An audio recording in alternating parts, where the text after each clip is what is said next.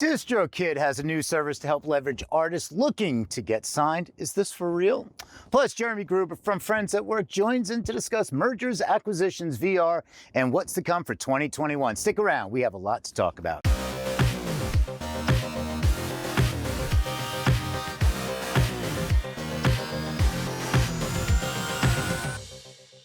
Welcome to Music Industry City's Tuesday Talkies, where we discuss what's going on in the world of music business. I'm Peter Schwing, and joining me as always, my co-host Sam Tall. If there's something you'd like to chime in about, join us in the chat or let us hear your thoughts in the comments below.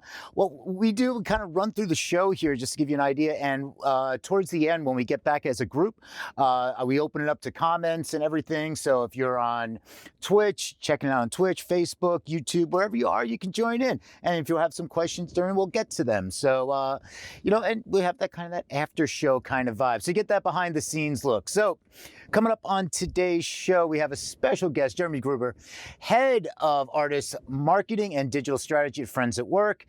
He represents artists that include John Legend, Lindsey Stirling, Charlie Puth, and Raphael Saadiq.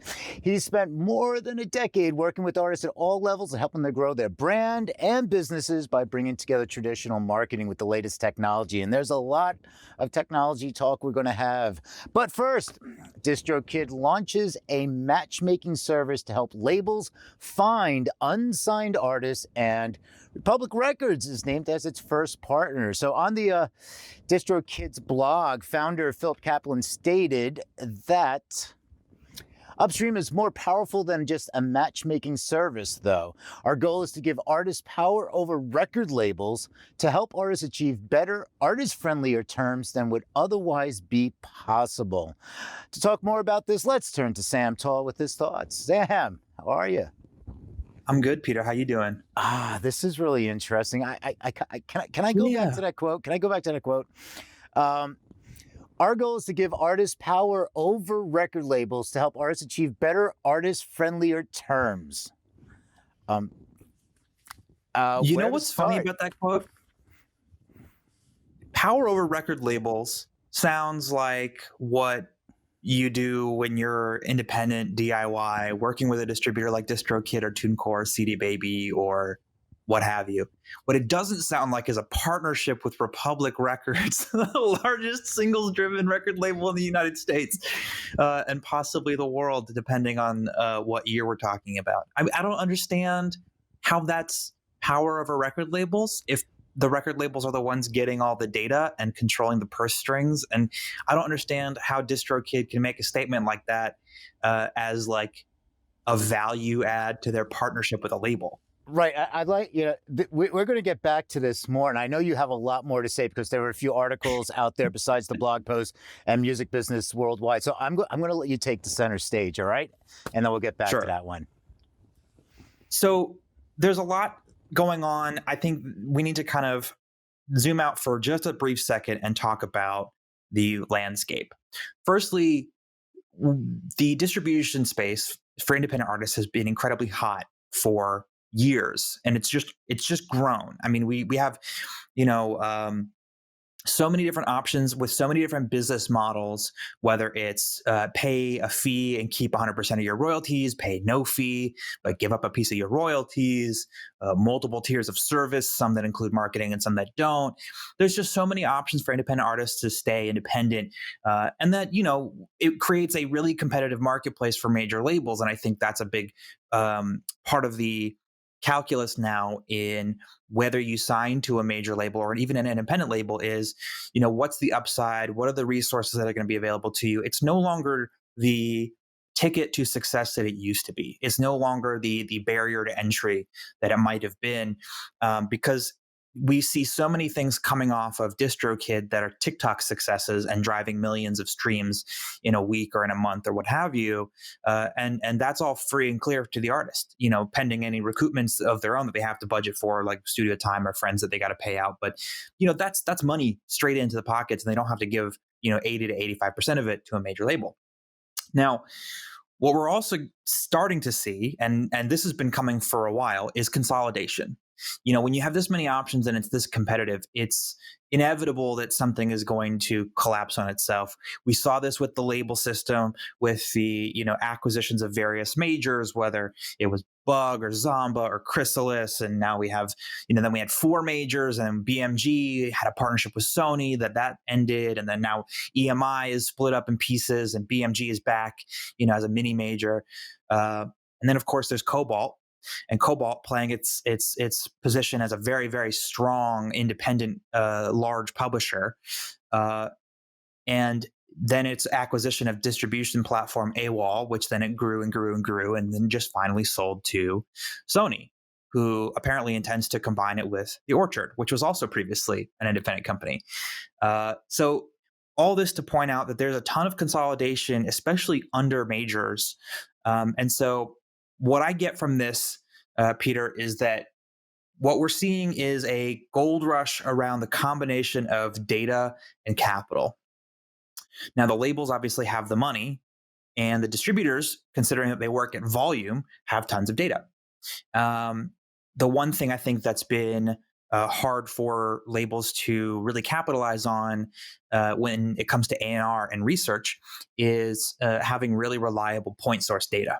And now if they own independent distribution companies, if they partner with them at the very least, like with DistroKid, they can access the data to see not only who's rising, who's over-indexing versus the market, like a stock, but also what trends are bubbling up, what things are happening before they're really kind of mainstream, and either take those chess pieces off the board strategically, or invest in their own existing roster to kind of capitalize on a trend or what's going on. So all this to say, I don't know that this is going to actually beget in very many, if any, signings to Republic or any to be announced label partners. What it might result in is very few signings, but a lot of insight that the labels can deploy in other ways. And I think we're a ways out from seeing how that plays. But what's to be sure is I expect over the course of this year, just like we saw a lot of publishing catalog acquisitions last year, we might start to see, these are the first cracks in the wall in terms of the distribution ecosystem, and we start to see some consolidation there. We're talking to Jeremy momentarily, and now that Found.ee is part of the Downtown umbrella, which also includes CD Baby, Dashgo, Sounddrop, Fuga, Songtrust. That's, in my opinion, a great, vertically integrated organization, but it's, obviously causing some excitement in the space of potentially acquiring distribution platforms that are focused on a lower tier of artists who haven't yet reached sort of that mainstream success and getting entertained by the major labels in the classic sense. Yeah, there's so much going on, and the thing with Downtown, we'll get into that more. Because you look at that Downtown, like Hypnosis, Primary Wave, and it's like the last year has been just like acquisitions, and we're going to talk about that more with Jeremy.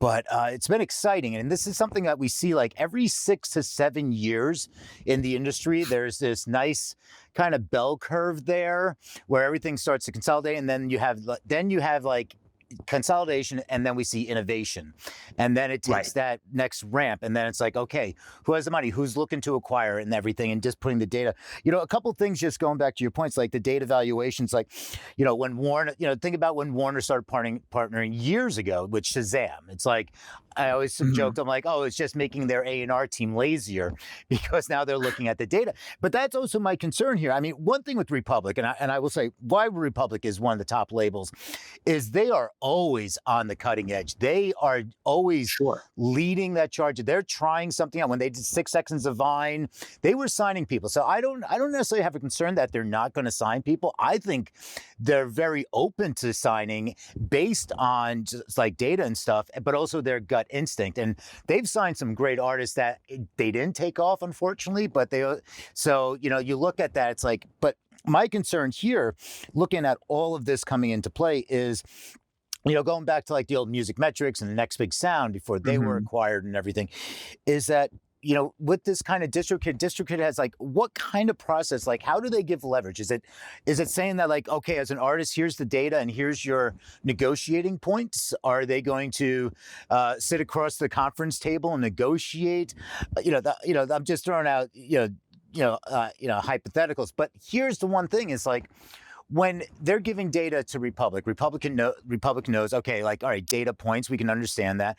And this has always been the concern is are artists getting signed just on the data trends as opposed to data and that gut instinct. So what's the value of a gut instinct? Are they going to say, is it going to turn into something like almost a back end and not behind? This isn't like, conspiracy, behind the scenes they're doing this, but is it something like evaluation of a band of saying, here's all the criteria, here's some data points and data sets, here's the sample size, and we're going to group this saying it's a stock.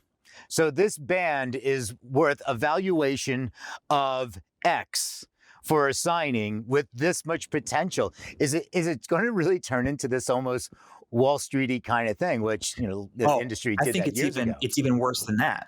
Mm-hmm.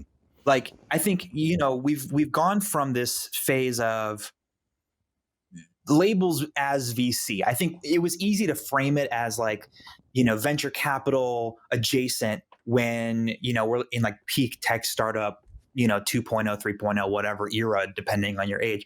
Back like 10-ish years ago, 5 to 10 years ago, when it's like a huge burst of all these new tech startups, and there's tons and tons and tons of VC money flowing around, the resurgence of the Bay Area, obviously.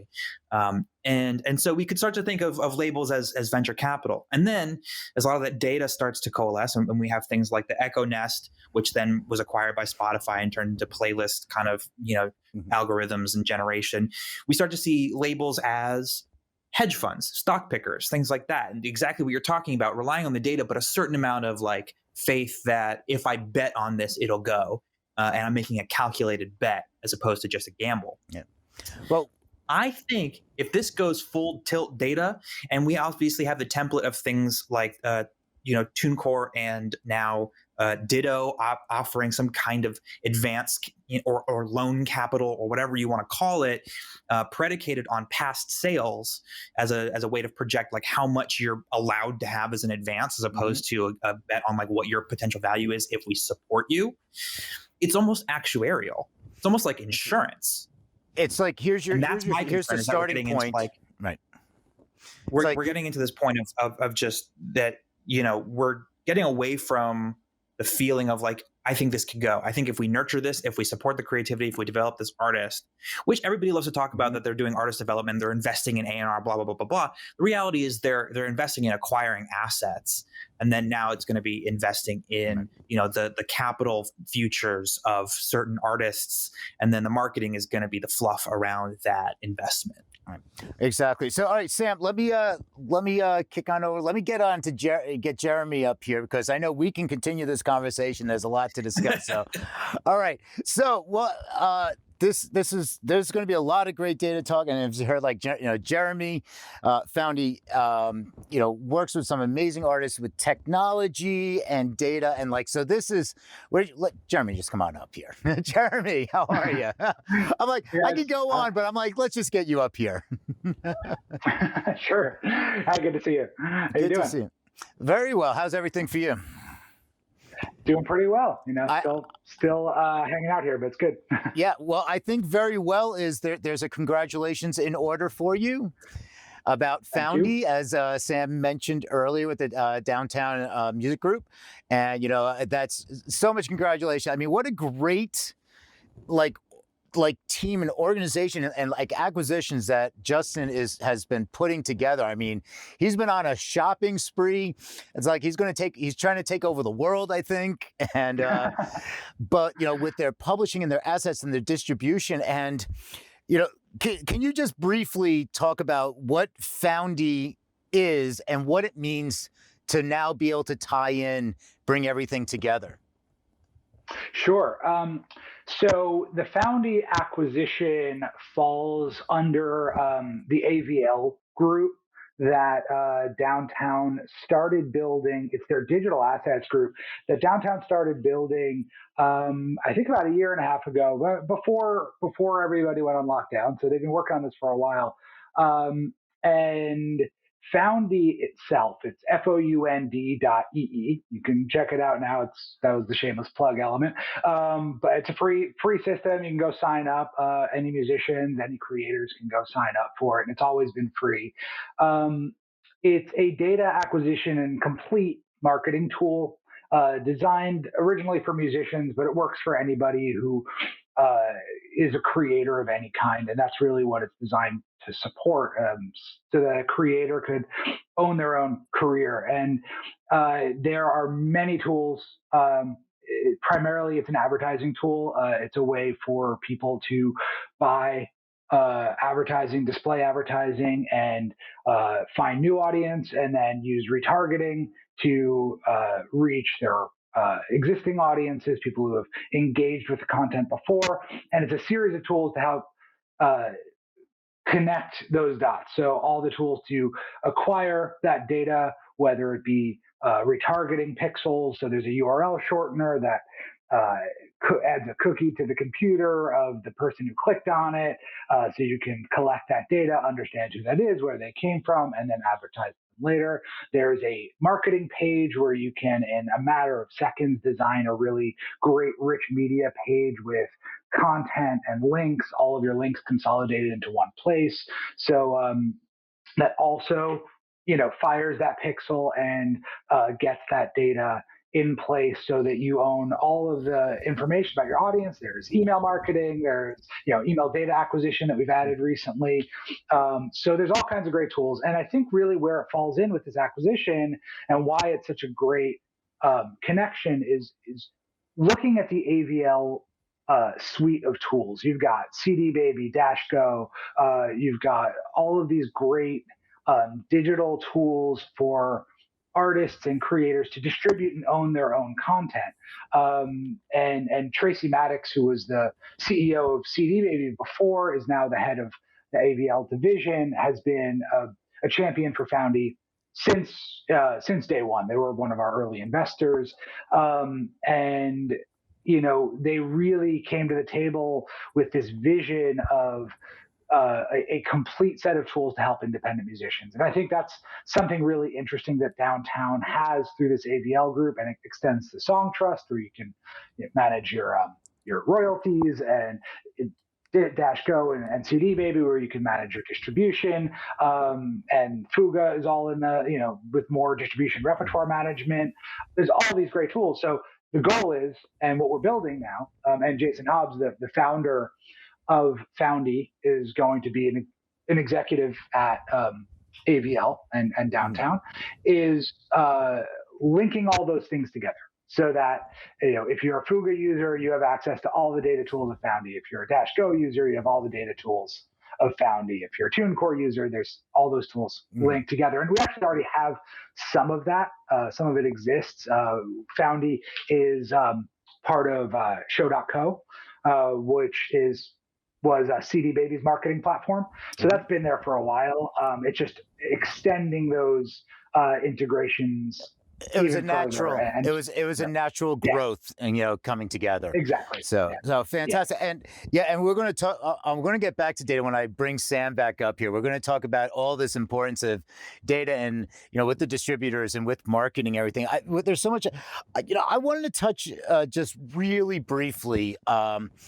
Because from a marketing standpoint, and talking about like going into 2021, and we still don't have live shows, and back in 2020, and like the uprising of VR and everything, especially during the lockdowns, and the fact that you have platforms like AltSpace VR is you can access on a desktop in 2D.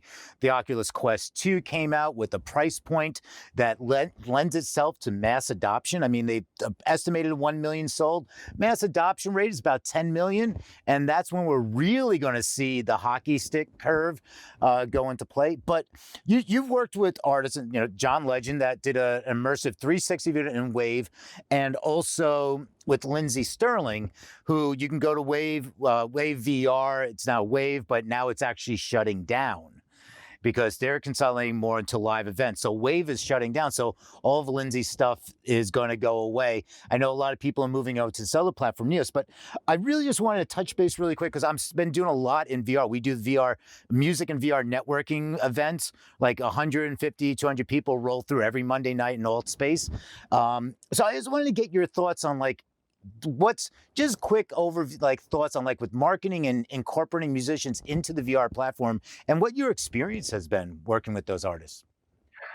Yeah, my personal experience really extends to the Wave XR, and loved working with them. We did 2 great shows. We were actually, Peter, one of the things you just touched on is the mass distribution. And honestly, the Wave was on my radar for a long time. I knew their partnerships person who just left, Nicole, who's at Peloton now, for a long time. Back in the day, she was at Twitter. And, Lindsey Stirling is just the perfect artist to match. So we were actually, I think, their second show when they transitioned from VR to XR. And that was important to me because I wasn't super interested from a marketing perspective, from a mass distribution perspective, in a headset experience. Obviously, the headset experience, putting the VR thing on, is a huge deal for the user who loves that.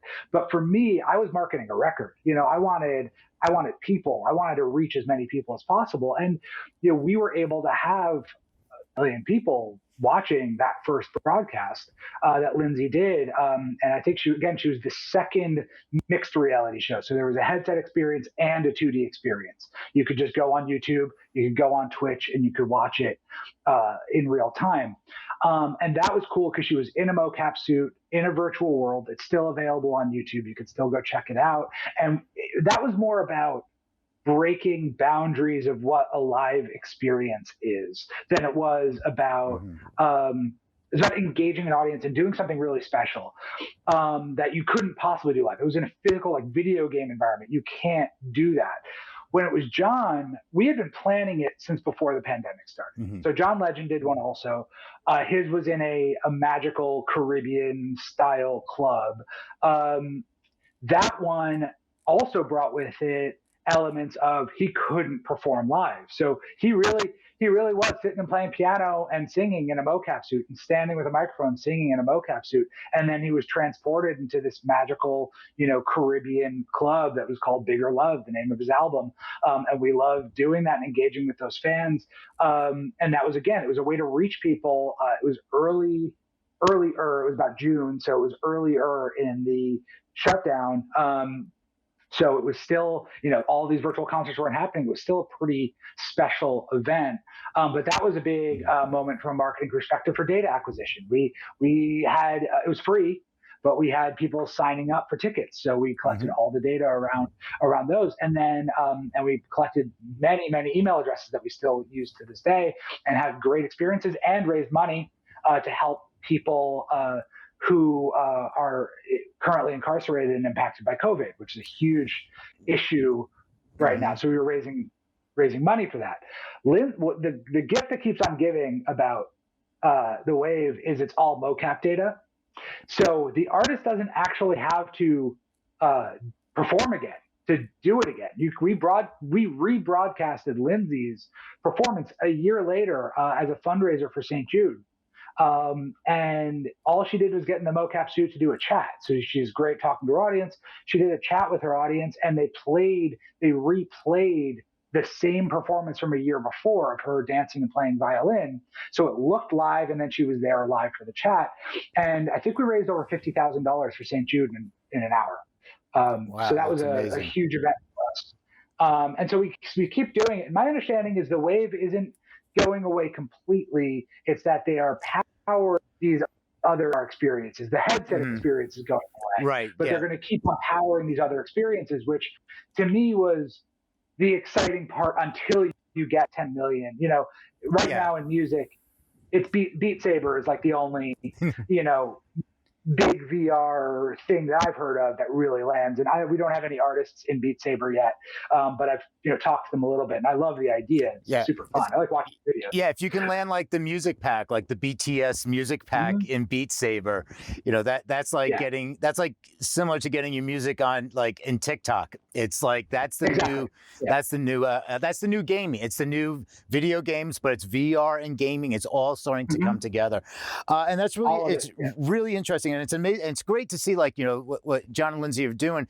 It's for a good cause, and that's a lot what's going on in the VR world right now. It's a community, and that growing community. It's like the some of them are like, it's like the misfits, the outcasts that are just doing stuff. It's always that underground community that's coming up with unique different ways, and there's a lot of musicians. It's amazing to see how many people are musicians that have went out and taught themselves Unity so they can build worlds, and what the DJs are doing in there, Tribe and with Tribe, the DJ virtual DJing, also with like Burning Man is everywhere. They're really the ones that really helped, along with the education, but so many things. I want to bring Sam back up here because I'd like to tie in everything with going into 2021, talking about marketing and data, and looking at these mergers and acquisitions and how everything is going to maybe potentially like kind of dip into the 8 ball and see what comes up. So Sam, let's get you back up here. How you doing? I'm back. All right. So Sam, just I know you got some questions. Yeah, I'll let you ride. So kind of, I really first off, to echo Peter, congratulations. I've been obviously watching the growth of Found.ee, and it's an impressive platform that like the tools. Here's the thing about, obviously, so I haven't really used Found.ee personally that much. I know people who do and love it, and I know people who have used show.co and love it, and people who are on the inside of the downtown umbrella. And I used to be, once upon a time, this was like 8 or 9 years ago. A lot of respect for what's going on there. I think it kind of instilled in me this perception that like this is just how it's supposed to be done, in the sense that like if we all just like really cared enough and did a really good job,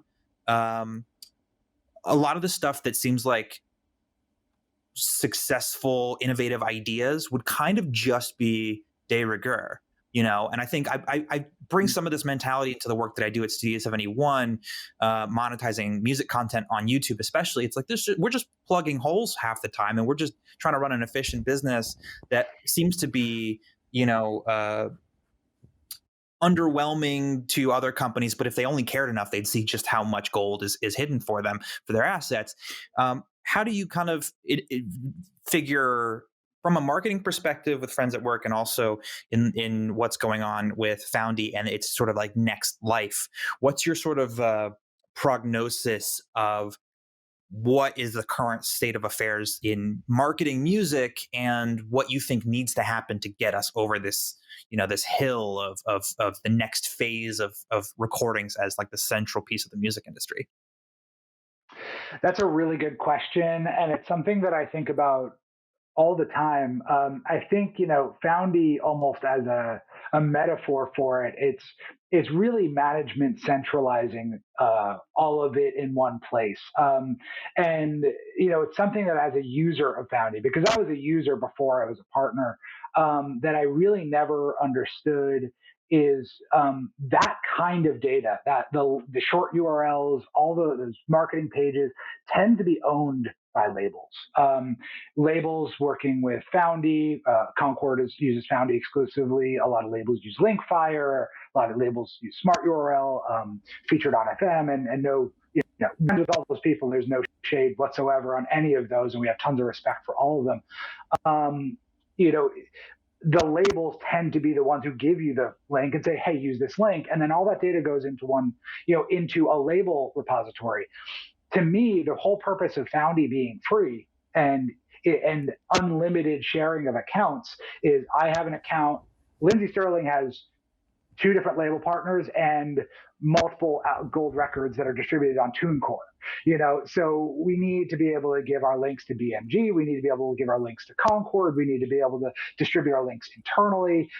So that is all owned by us as management. And I think that centralizing all that around the artist, because that's really what management is, right? We are an extension of the artist, is really the future. Even if it's not entirely run by the artist, is centralizing that data so that the artist that data moves with the artist rather than moving with the label. And that kind of goes back to your point, Sam, like it would be like that if everybody just did it, but the labels are the ones who are most incentivized because the recorded music is, while it's not the only financial driver of the industry anymore, it is still very much the marketing center. That unit of marketing is a song in a lot of ways. But to me, we use that data for marketing tours, for marketing streams, for marketing events. So I like having it in my own, things beyond recorded music, which is where a lot of our financial incentive sits. So I think that's a big deal for us. So I just want to clarify one thing. Are you post-acquisition? Are you still working with Found.ee? I'm going to be helping out. I'm not a full-time employee. I've never been a full-time employee. I've always been a partner. Jason is actually taking the company within AVL. So the founder, Jason Hobbs, will be in the downtown umbrella. I'm always going to be a part of something, but I have no official, once that is set, I have no official tie to it. But I'm a user. So I've got retargeting data in the millions across multiple artists, and I, will not be giving that up. So as far as always using it and always being part of that feedback loop and being on a constant Skype with Jason and Thomas, the other partner, I don't think that's going away. Sure. Well, so then considering your dedicated position in management and the marketing of the artists on roster, one of the things that's been interesting to me in the past, we'll call it 10 years because it's really been coalescing around the rise of music streaming as well as the burgeoning independent artist scene. And obviously then therefore the power of the managers who work with those artists is the sort of manager as alternative to label, if you will. And one of the first times I really kind of realized this was happening was I believe it's September Management that worked Adele. And I remember right around like 2014, 2015, seeing a lot of noise about like, oh, they're hiring all kinds of people that would normally work for labels, marketing and, royalty accounting and things like that, because they realized, well, a lot of this stuff just isn't being done very well at the label level. And we need to kind of bolster our own radio promotion and our own PR and our own, all of these things that you would typically task a label with. And then of course the labels, in my opinion, which it's just my opinion and may not be, shared by very many other people, but I feel like major labels in general are kind of backsliding into this actuarial financing role as opposed to being a development partner and a marketing partner and like the creative engine, but behind launching something into the stratosphere. So obviously they're acquiring a lot to do with data. Do you see managers taking on, especially going forward and especially given the digital tools at our disposal, do you see managers taking on much more of the weight of the marketing and development than ever before? Considering already it's been a heavy load for managers, myself being one, I know this very intimately. But do you see that split continuing and even kind of like codifying into like labels don't do marketing anymore? Or do you see labels like trying to continue to convince people like me that they're actually any good at this because my experience would say otherwise? Yeah, again, it's a good question. I do think it is going to continue moving more and more to managers. I feel that is the future because the manager is the most incentivized from all elements of an artist's career. I mean, I actually teach a class at USC that is essentially talking about that in the music industry program. It's essentially talking about that exact trend and how an individual can be trained out to get out of school and jump in and like be at a management company and have marketing on the mind as you're doing things. The fact is, I think, Sam, one of the things you brought up though is not a lot of management companies have it's the royalty accounting, the repertoire management. There are a lot of things like that are really core label functions. I worked at a label for 6 years. I worked at Concord, and those functions are so important and must be done right. Metadata management, all those things that sound kind of mundane are super important. I don't know that management will take that on ubiquitously, like all the time, everybody doing it. But I think marketing, especially, we are so, as managers, so incentivized to do it that it's just like it's such a big part of our incentive structure, because the more we understand our artist's audience, the more data we have, the more we're going to succeed. And at this point, friends at work, where I'm the head of one of two marketing divisions. I mean, my team is 3 people plus an intern.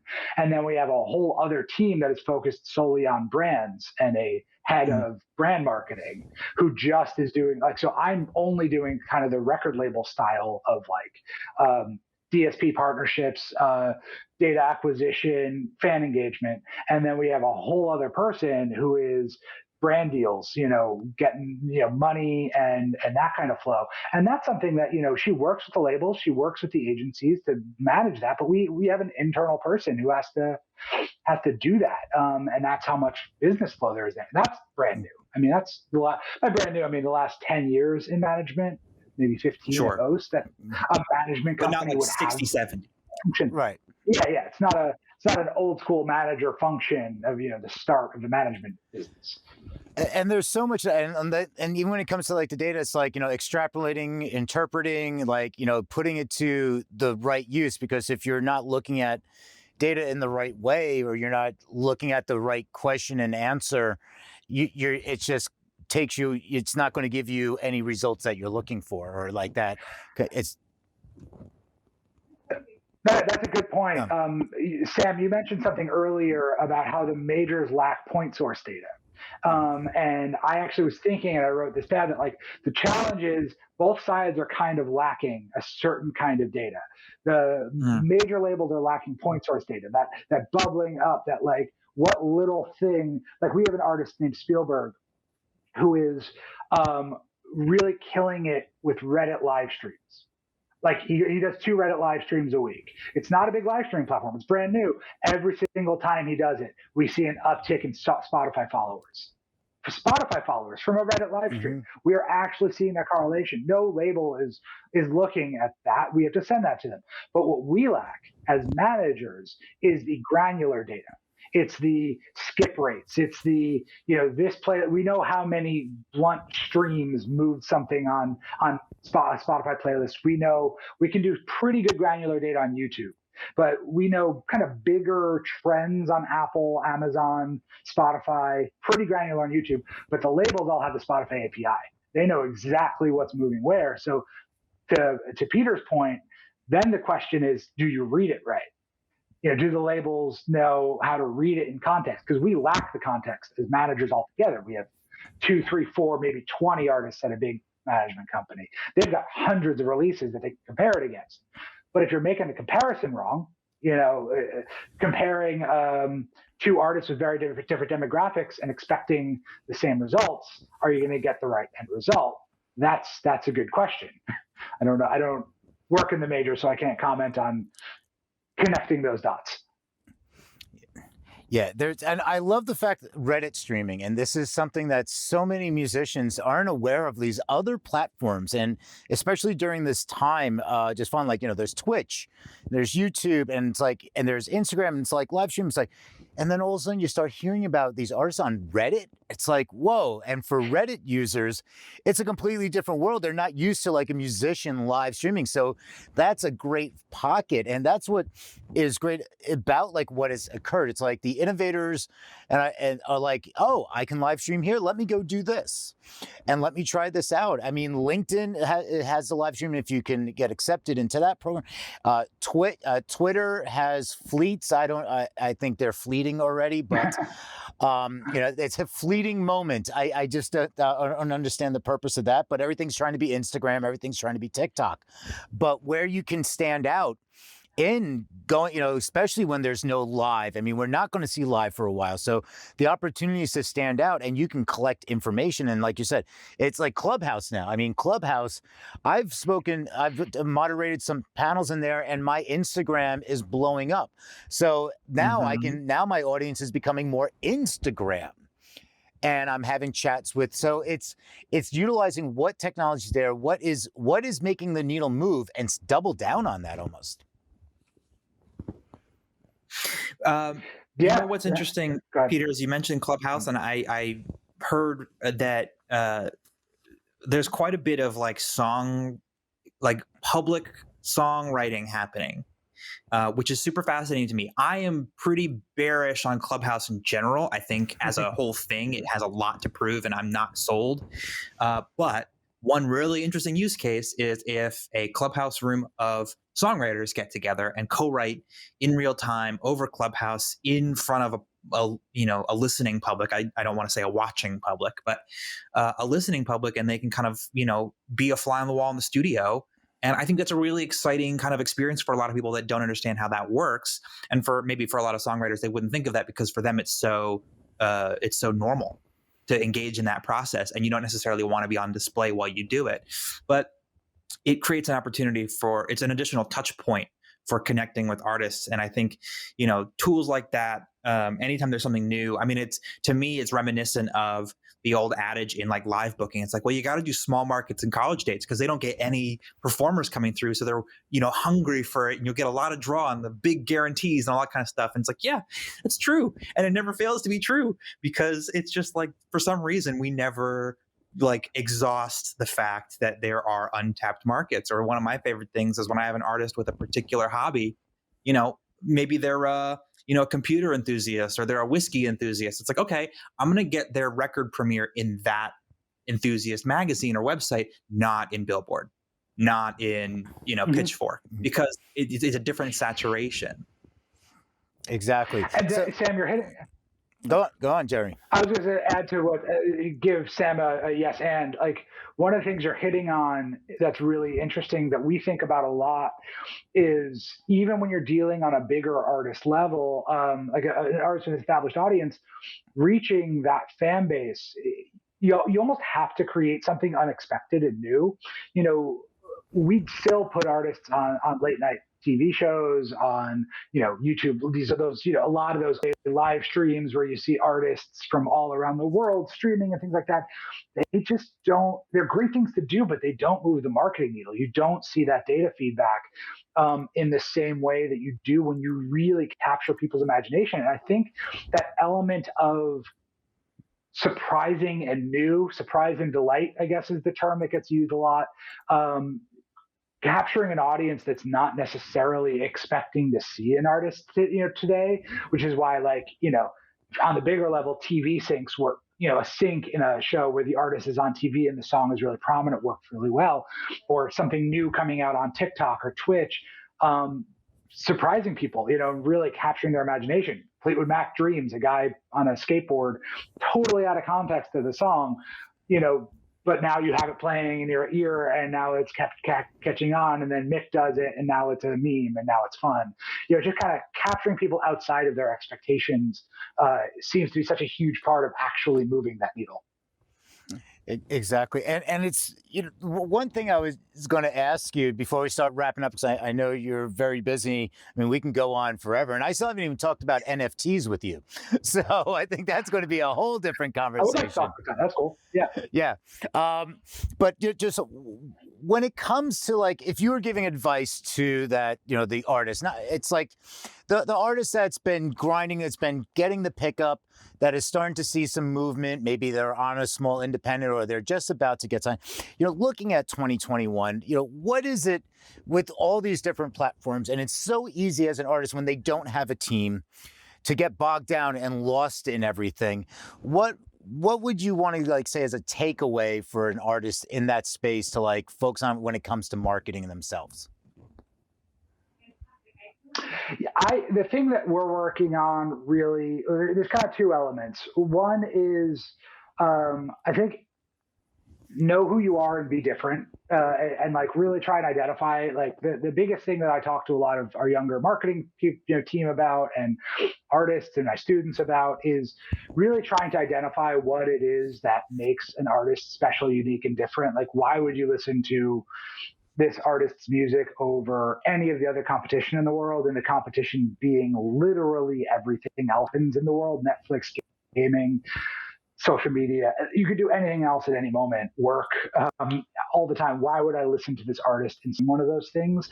And really being able to identify that. And a good way to do that is to look at your favorite artists and write down like 3 traits that make them so different that like no one else has that, and that you must check them out.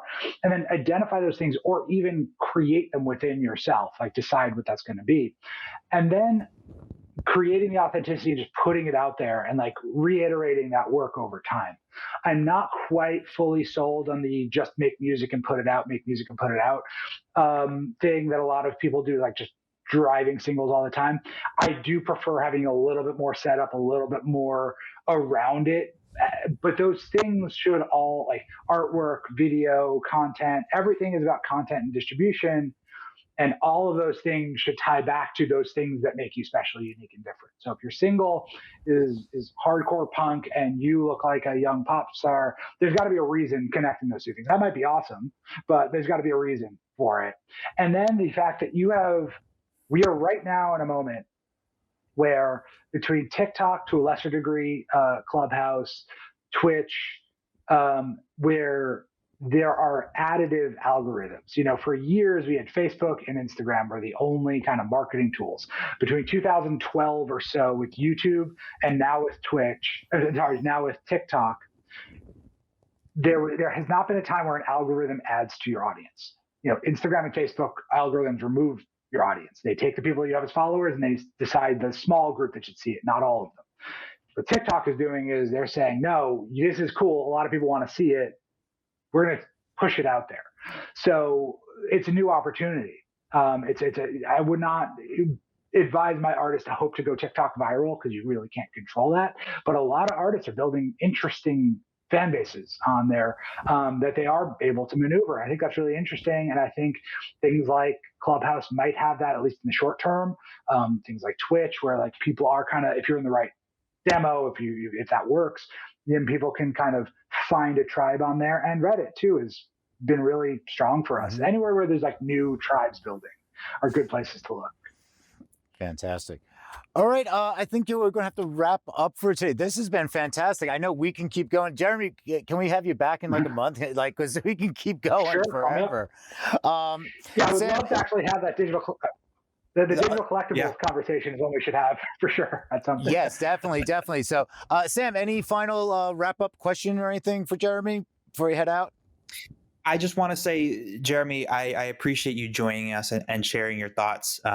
This isn't the first time we've had you on the show, and it's always a pleasure to go back and forth with you, because I've like I mentioned, there's just so much about this that seems like it should be obvious but isn't to a lot of folks. And then there's like that whole extra layer of things that aren't obvious to anyone, that you really only get to experience when you're working with artists that like the artist that Friends at Work gets to work with. So it's very helpful to the rest of us to kind of hear that insight. So I appreciate you and your time today. Yeah. Well, thank you. And thank you for saying that. And thank you guys so much for having me on. I really appreciate it. All right. Thank you so much, Jeremy. All right. And stay safe, stay healthy. And hopefully this will all be behind us soon enough. We'll be all out having a drink somewhere at a festival. So, all right. Thanks a lot. All right. And that's going to be it for today. Thank you all for tuning in. If you want to continue the conversation, leave a comment below. We're going to be doing more talks throughout the week. So pop in. I'm going to be doing more open freeform chats again. If you find this interesting, I hope you do. Hit that subscribe button and ring the notification bell to be alerted about new shows. You can also find us at musicindustrycity.com and on your preferred podcast player. Thank you again to my co-host, Sam Toll, and our special guest, Jeremy Gruber. Have a rocking day. Peace.